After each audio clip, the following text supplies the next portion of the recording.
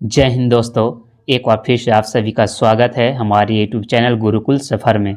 तो आज हम लोग चैप्टर 2 करने वाला है फ्रेंड्स। एसके झा सर का जो 5th एडिशन का साइंस का बुक निकला है उसका हम लोग चैप्टर 2 करने वाले हैं। ठीक है, तो इसका प्लेलिस्ट बना हुआ है फ्रेंड्स, आप लोग जाकर वीडियो को देख सकते हैं। तो चलिए आज हम लोग चैप्टर 2 में हम लोग 50 क्वेश्चन करने वाला है फ्रेंड्स। आप लोग देखिएगा 50 क्वेश्चन में से आप लोग को कितना क्वेश्चन सही हो पा रहा है। ठीक है, तो चलिए आज का पहला क्वेश्चन की ओर हम लोग बढ़ते हैं। देखिए, यदि एक पिंड जिसका वेग u से ऊर्ध्वाधर ऊपर फेंका जाता है, उसके ऊपर उठने की अधिकतम ऊंचाई h होगी। देखिए एनसीईआरटी का एग्जाम्पलर होगा फ्रेंड्स, तो इसका जो राइट आंसर हो जाएगा आपका e² आपका राइट आंसर हो जाएगा। अगला क्वेश्चन आपका दिया हुआ है कि किसी गतिमान पिंड के लिए विस्थापन तथा दूरी का अंकिक अनुपात क्या होता है। ये जो आपका होता है 1 के बराबर अथवा 1 से कम होता है। तो हम लोग ज़्यादा डिस्कशन नहीं करेंगे फ्रेंड्स, सिर्फ MCQ करने वाले हैं। ठीक है, बाकी आपका जो डिटेल्स जो रहेगा वो आपका रेगुलर वीडियो में करा दिया जाएगा। अगला क्वेश्चन है क्वेश्चन नंबर 3 कि यदि किसी पिंड की विस्थापन समय के वर्ग के अनुपाती होती है तो वह वस्तु गमन करती है एक समान त्वरण के साथ। आपका जो राइट आंसर हो जाएगा ऑप्शन बी हो जाएगा। अगला क्वेश्चन दिया हुआ है कि मान लीजिए कोई लड़का 10 मीटर प्रति सेकंड की नियत चाल से चल रहा है, मेरी गो राउंड, ठीक है, झूले पर सवारी करने पर आनंद ले रहा है, तो इससे ज्ञात होता है कि लड़का त्वरित गति में है। ठीक है, चलिए आगे बढ़ते हैं अगला क्वेश्चन की ओर। क्वेश्चन नंबर 5 कि VT ग्राफ द्वारा घेरा गया क्षेत्रफल किसी भौतिक राशि के निरूपित करता है जिसका मात्रक क्या होता है, m होता है। ठीक है, क्या करता है, जो मात्रक होता है m होता है। चलिए नेक्स्ट क्वेश्चन की ओर बढ़ते हैं। क्वेश्चन नंबर 6 दिए गए VT ग्राफ से यह निष्कर्ष निकलता है कि पिंड, ये जो आपका दिया हुआ है पिंड क्या है फ्रेंड्स, एक समान गति से गतिमान है, एक समान त्वरण से गतिमान है, बढ़ते त्वरण के साथ या घटते त्वरण के साथ। तो ये जो आपका हो जाएगा एक समान वेग से क्या है, गतिमान है। आपका जो राइट आंसर हो जाएगा ऑप्शन ए आपका राइट आंसर हो जाएगा। ठीक है, चलिए आगे बढ़ते हैं अगला क्वेश्चन की ओर। 7 नंबर क्वेश्चन में दिया हुआ है यदि 4 ABCD किसी समतल सड़क पर गति कर रही है, ठीक है, इनके दूरी समय ग्राफ में दर्शाए गए सभी कथन चुनिए। तो आपका जो राइट आंसर यहाँ पे हो जाएगा कार B सबसे धीमी चल रही है। ये जो है ना कार B सबसे धीमी, और C पूछेगा सबसे तेज, तो सबसे तेज C चल रहा है। ठीक है, तो चलिए आगे बढ़ते हैं अगला क्वेश्चन की ओर। क्वेश्चन नंबर 8 चित्र का कौन सा ग्राफ एक समान गति का सही निरूपित करता है। देखिए फ्रेंड्स, जितना भी क्वेश्चन हम लोग कर रहे हैं NCERT एग्जाम्पलर में ये सब क्वेश्चन दिया हुआ है। क्या बोल रहा है, एक समान गति, तो एक समान गति में आपका सही निरूपित कर रहा है ये दूरी समय ग्राफ है, ये आपका हो जाएगा एक समय गति। ठीक है, एक समान गति। 9 नंबर क्वेश्चन की ओर हम लोग बढ़ते हैं फ्रेंड्स। वेग समय ग्राफ की प्रवणता से क्या प्राप्त होता है, वेग बटा समय। तो वेग बटा समय से आपका क्या होता है, वेग बटा समय बराबर आपका होता है त्वरण। तो यहाँ पे आपका राइट आंसर हो जाएगा त्वरण। नीचे दिए गए प्रकरणों में से किसमें चली गई दूरियां तथा विस्थापन के परिणाम समान होते हैं। यदि कार सीधी सड़क पर गमन कर रही हो तब क्या होता है, समान होता है। चलिए आगे बढ़ते हैं अगला क्वेश्चन की ओर। क्वेश्चन नंबर 12 नकारात्मक त्वरण न्यून में से किसकी दिशा के विपरीत होती है। देखिए फ्रेंड्स, RRB ALP में पूछा हुआ क्वेश्चन है, और जिनका भी एग्जाम 25 तारीख को होने वाला है फ्रेंड्स ALP का, उनके लिए बहुत ही इंपॉर्टेंट है। तो आपका राइट आंसर हो जाएगा वेग। व्यवस्थित वस्तुओं को वे प्रवृत्ति जो उसे स्थिर या समान गति से गतिमान रहने के लिए प्रवृत्त करता है वो जड़त्व कहलाता है। नेक्स्ट क्वेश्चन है आपका क्वेश्चन नंबर 14।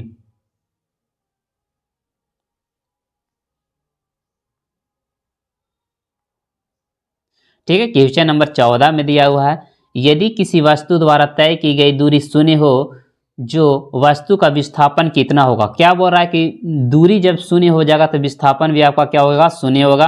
देखिए RRB ALP railway JEE Bihar दरोगा, ये सब इतना सारे एग्जाम में क्वेश्चन पूछा हुआ है।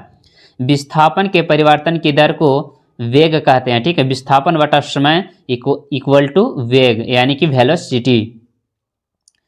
किसी पिंड का वेग समरूप कहा जाता है जब वेग का मान और दिशा दोनों नियत रहता है, यानी कि आपका राइट आंसर हो जाएगा सी।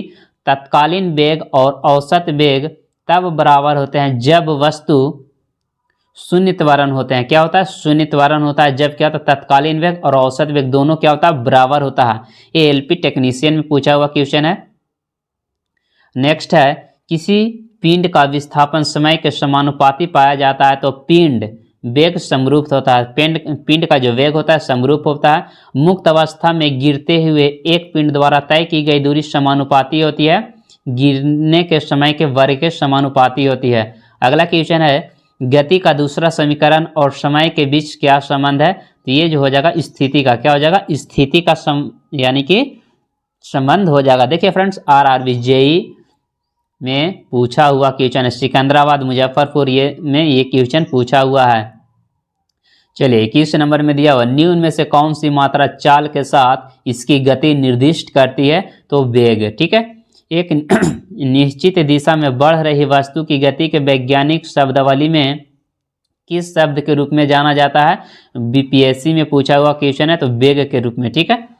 चलिए अगला क्वेश्चन है क्वेश्चन नंबर 23, एक समान तल वाली सीधी सड़क पर नियत त्वरण से दौड़ने वाली कार के संबंध में इसमें से कौन सा कथन सत्य है? तो कार का वेग निरंतर बदल रहा है, तब आपका राइट आंसर हो जाएगा, यानी कि नियत त्वरण। क्वेश्चन को आप लोग समझिएगा। क्वेश्चन नंबर 24 में दिया हुआ है, फिल इन द ब्लैंक का उपयोग एक वस्तु की समग्र गति का वर्णन करने और किसी दिए गए समय पर इसकी प्रारंभिक स्थिति के संदर्भ में अंतिम स्थिति का पता लगाने के लिए किया जाता है, उसे दूरी और विस्थापन कहते हैं। अगला क्वेश्चन है क्वेश्चन नंबर 25, एक वस्तु को ऊपर की ओर फेंका जाता है, यह 100 मीटर की ऊंचाई तक जाता है और फिर फेंकने वाले के पास वापस आ जाता है, तो उसे वस्तु को वास्तविक विस्थापन क्या होता है? शून्य होता है, यानी कि आपका जो राइट आंसर हो जाएगा बाबू, ऑप्शन डी आपका राइट आंसर हो जाएगा फ्रेंड्स। चलिए मेरे प्यारे दोस्तों, अगला क्वेश्चन है क्वेश्चन नंबर 26। अगर वीडियो आप लोग को अच्छा लग रहा होगा तो चैनल को सब्सक्राइब करिएगा फ्रेंड्स, और वीडियो को लाइक जरूर करिएगा। चलिए अगला क्वेश्चन जो कि आरआरबी जेईई में पूछा हुआ क्वेश्चन है, यदि कोई वस्तु समान समय अंतराल में असमान दूरी तय करती है तो इसे असमान गति कहते हैं। क्या कहते हैं? असमान गति कहते हैं। निरंतर शक्ति प्रदान करने वाली किसी मशीन के द्वारा कोई पिंड एक सरल रेखा में चलाया जाता है, टी सेकेंड में पिंड द्वारा तय की गई दूरी निम्न के समानुपाती होती है, यानी कि टी के पावर 3/2 के क्या होता है? समानुपाती होता है, ठीक है। चलिए आगे बढ़ते हैं क्वेश्चन नंबर 28, किसी वस्तु का त्वरण इसके वेग के प्रति इकाई समय के परिवर्तन है। अगला है, समय के साथ किसी वस्तु का वेग दिखाने वाले ग्राफ को क्या कहा जाता है? तो वेग समय ग्राफ कहा जाता है, ठीक है। चलिए नेक्स्ट क्वेश्चन है क्वेश्चन नंबर 30, धनात्मक त्वरण का अर्थ क्या है? वस्तु का वेग बढ़ जाता है। धनात्मक त्वरण में क्या होता है? वस्तु का वेग बढ़ जाता है। गति का द्वितीय समीकरण है, यानी कि एस बराबर जो होता है आपका UT plus half eighty square होता है। एस बराबर UT plus half eighty square होता है। शून्य में वस्तु गिरने से, शून्य में स्वतंत्र रूप से गिरने वाली वस्तु में क्या होता है? समान त्वरण होता है, यानी कि राइट आंसर हो जाएगा सी। चलिए 33 में दिया हुआ है, वह भौतिक राशि है जो कभी भी ऋणात्मक नहीं हो सकती है। देखिए एसएससी में पूछा हुआ क्वेश्चन है फ्रेंड्स 10+2 में, तो ये आपका हो जाएगा दूरी। क्या हो जाएगा? दूरी। कोई पिंड भी वेग के साथ ऊपर की ओर ऊर्ध्वाधर फेंका जाता है, ठीक है। यह ऊंचाई h तक पहुंचने के बाद पृथ्वी की ओर लौट जाता है, तो पिंड द्वारा तय की गई दूरी तथा विस्थापन का अनुपात क्या होगा?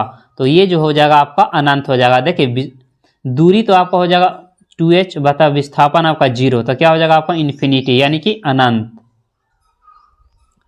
अगला क्वेश्चन है कि किसी पिंड का वेग समय का ग्राफ सरल रेखा में आता है, तब मूल बिंदु से गुजरते हुए एक अक्ष को छूता है, तो पिंड गतिशील है वो समान त्वरण से, ठीक है। किसी वाहन की गति माप यंत्र बताता है कि तत्क्षणिक चाल का, किसका? तत्क्षणिक चाल का बताता है। एक पिंड u वेग से ऊर्ध्वाधर रूप से एक फर्श से टकराता है तथा उसी गति से उछाला जाता है तो गति के परिवर्तन होगा उसे -2u से। चलिए 38 नंबर के क्वेश्चन में दिया हुआ है एक समान वृत्तीय गति में क्या होता है। तो एक समान वृत्तीय गति में चाल अचर एवं वेग कांस्टेंट यानी कि वेरिएबल होता है। 39 में दिया हुआ है मोटर गाड़ियां ए एंड बी के दूरी समय ग्राफ से पता चलता है कि पूरी दूरी का ए की अपेक्षा बी का अधिकतम वेग होगा। ये जो है ना बी का क्या होगा, अधिकतम वेग होगा, ठीक है। ए का क्या होगा, ए का कम होगा, बी का ज्यादा होगा। चलिए अगला क्वेश्चन है 40 निम्नलिखित ग्राफ क्या प्रदर्शित करता है। तो ये आपका ग्राफ हो गया, ये आपका यानी कि क्या है, तो एक समान त्वरण को प्रदर्शित कर रहा है, ठीक है। अगला क्वेश्चन है 41 कि एक वस्तु समान वेग तथा समान त्वरण से गतिमान है तब वेग समय ग्राफ रेखीय होगा। क्या होगा, वेग समान रेखीय होगा। चलिए आगे है पिंड का त्वरण प्रदर्शित करता है d² s/dt², ठीक है। चलिए आगे बढ़ते हैं। एक कण एक समान वेग से गतिमान है, कण की गति के संबंध में निम्न में से कौन सा कथन सत्य है। तो इसका त्वरण क्या हो जाएगा, 0 हो जाएगा। गति का तीसरा नियम और वेग के बीच में संबंध को स्थिति और वेग के बीच संबंध प्रदान करता है। चलिए अगला क्वेश्चन है क्वेश्चन नंबर 45 कि समान त्रिज्या की एक लोहे की गेंद और एक लकड़ी की गेंद को निर्वात में h ऊंचाई से गिराया जाता है तो दोनों के पृथ्वी तक पहुंचने में लगभग समय बिल्कुल बराबर लगेगा, ठीक है, यानी कि समान लगेगा। गति को सर्वप्रथम किसने परिभाषित किया था। तो गति को सर्वप्रथम जो गैलीलियो के द्वारा परिभाषित किया गया था। अगला क्वेश्चन है आपका क्वेश्चन नंबर 47 गति का पहला समीकरण किसके बीच संबंध को दर्शाता है। तो वेग और समय के बीच, किसके, वेग और समय के बीच दर्शाता है। गति के दूसरा नियम किसके बीच, तो स्थान और समय के बीच। पहला पूछेगा तो वेग और समय, दूसरा पूछेगा तो स्थान और समय, ठीक है। चलिए लास्ट क्वेश्चन है आपका कि एक कण स्थिर अवस्था में शुरू होने के बाद 20 सेकेंड के लिए स्थिर त्वरण का अनुभव करता है। यदि यह पहले 10 सेकेंड में x1 और शेष 10 सेकेंड में x2 दूरी तय करता है तो निम्नलिखित में से कौन सा सही है। तो आपका जो राइट आंसर हो जाएगा x2 बराबर 3x1, क्या हो जाएगा, x2 बराबर 3x1। तो चलिए फ्रेंड्स आज इतना ही, बाकी हम लोग अगले वीडियो में करेंगे। अगर वीडियो आप लोग को अच्छा लगा होगा तो चैनल को लाइक सब्सक्राइब और शेयर जरूर करिएगा। एंड एक बार सभी लोग कॉमेंट में जय हिंद जरूर कॉमेंट्स करिएगा friends. Thank you for watching.